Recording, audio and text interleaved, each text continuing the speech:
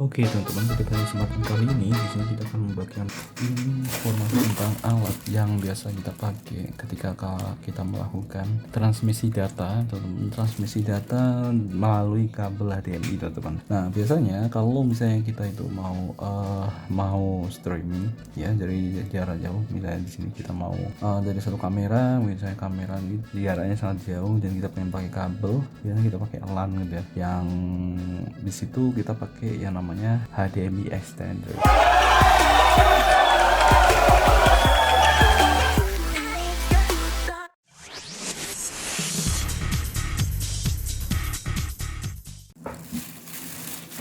Ini kebetulan di sini, nah ini dia teman-teman, jadi HDMI extender yang biasa kita pakai kayak gini. Kita akan coba tunjukkan pada kalian. Ini kebetulan aku bawa karena di sini kan kita besok akan ada itu ya, streaming di situ yang live streaming dan live event ya. Jadi di situ kita akan gunakan ini tuh untuk display, teman-teman. Jadi untuk split ke beberapa proyektor yang ada di situ. Jadi bukan untuk kamera untuk yang besok. Nah, kelebihannya adalah di sini tuh ini kan kadang itu apalagi ketika kita pakai kabel HDMI yang super panjang, itu kadang itu berat banget teman-teman ya, jadi memberatkan perangkat gitu ya. Apalagi untuk HDMI memang kualitasnya lebih bagus, cuman di sini kalau misalnya kalian pengen transfer data dengan cepat itu biasanya pakai LAN gitu ya, karena datanya nanti akan kecil gitu ya, dia akan ngalir situ dan tidak memberatkan perangkat misalnya splitter gitu ya, splitter kalian. Kalau kalian pakai splitter dan di sini kalian pakai HDMI yang sangat panjang kayak gitu ya, kalau misalnya sampai 30 meter, beban kerja splitternya itu jadi lebih itu ya, lebih besar. Data yang dikirimkan melalui kabel HDMI itu memang besar, sedangkan ketika kita pakai LAN itu akan dapat mengurangi beban itu gitu ya. Ini dia jadi HDMI extender kayak gini teman-teman. Kita langsung buka aja, jadi bentuknya kayak gini. Jadi ini terdiri dari dua ya, jadi ada HDMI yang untuk sender ya, sender seperti ini. Fungsinya sender ini adalah mengirim sinyal teman-teman ya. Jadi mengirim sinyal. Kalau kalian itu settingannya itu adalah untuk mengirimkan data grafis misalnya ya. Data grafis ke misalnya ke proyektor, ke ya tadi ya splitter ke proyektor kayak gitu. Ya di sini kalian pasang ke komputer nih. Jadi dari komputer dia akan masuk ke sini. Jadi sender gitu ya. Sedangkan di situ nanti untuk yang proyektornya dia pakai yang receiver, jadi dia akan menerima gitu ya, menerima sumbernya. Jadi jangan sampai kebalik, karena kalau kebalik itu nanti akan nggak bisa gitu ya teman. Dan karena di sini juga ada nih HDMI out ya, HDMI out berarti di sini nanti akan ke sumber. Misalnya kalian mau taruh ke splitter, berarti nanti kalian letakkan ke bagian input splitternya, lalu dari splitter nanti ke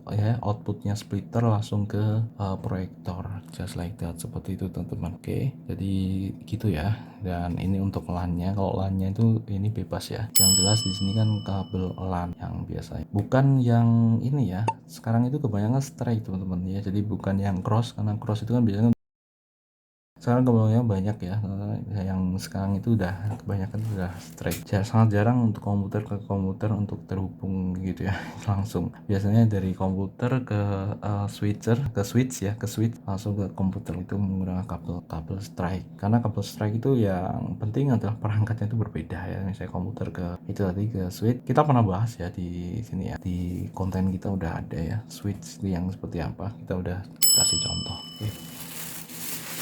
Jadi seperti ini kira-kira.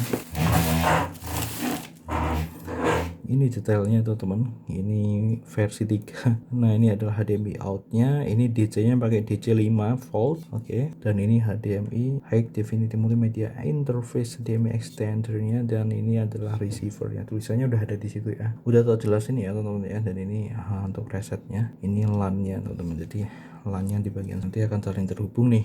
Nah di sini ini untuk kabel HDMI-nya bro, jadi kalian bisa pakai kabel HDMI yang pendek gitu ya, tidak panjang. Dan di sini biasanya cuman ada ini doang teman-teman, karena ini udah dipakai ya, jadi ini ya tadinya ini tertutup kayak gini teman-teman, jadi aman. Dan kemungkinan ini ada kabelnya ya kali ya, hanya aja ini yang ada di boxnya ini cuma ada ini doang. Ini dia, jadi ini untuk adapternya biasa ya kayak gini teman-teman, cuman di sini tulisannya kelihatan ya, di situ 5 volt 1 ampere. Nah seperti itu teman-teman.